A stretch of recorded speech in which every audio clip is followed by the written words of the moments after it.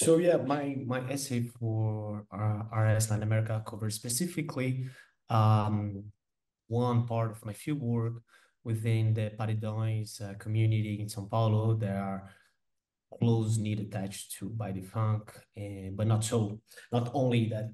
And I'll get to by the funk later because I think it's quite interesting to me what I could find out within the garages. So I've been accompanying, following, shadowing. I don't know what's the word. I've been with these guys from this garage, specific garage called Chinasound, which is quite respected in São Paulo. It's like some sort of oracle. Like if you go to Chinasound, you better get like the best paredão you can get. And going there quite often and doing visits and talking to people there, I find out that there's a quite interesting idea of how sound should be and how it is specifically live.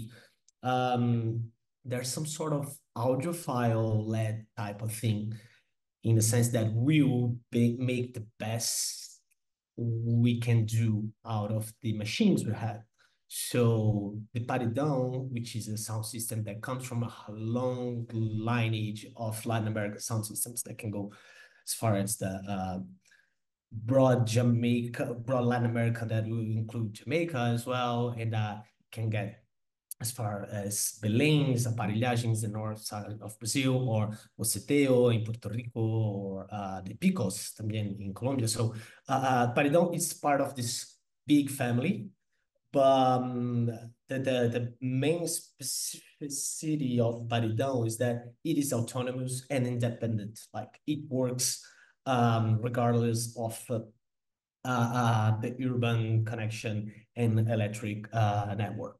Um, that's the main definition of a paredão. And to build a paredão, it takes a lot of craft because it's not something that's formalized. It's not something that's verbalized.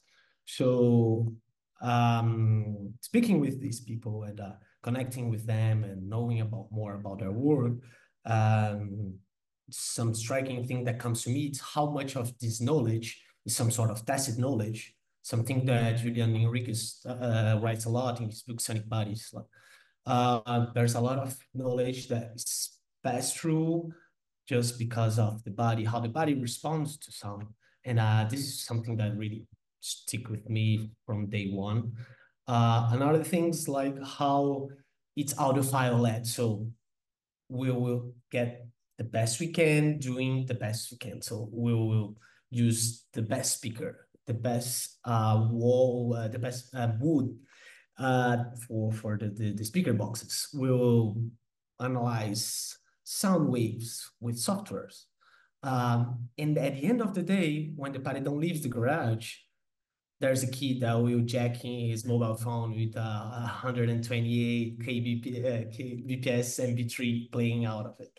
So it's a complete clash, like of an idea of what is the best or what is good. And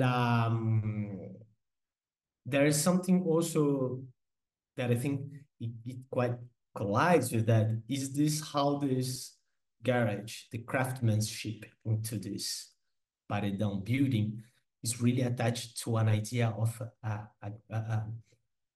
violence, like in the sense that we will make paredões that have names, they have like their personas, their characters. So there's this paredão that quite known in Brazil, it's called Megatron.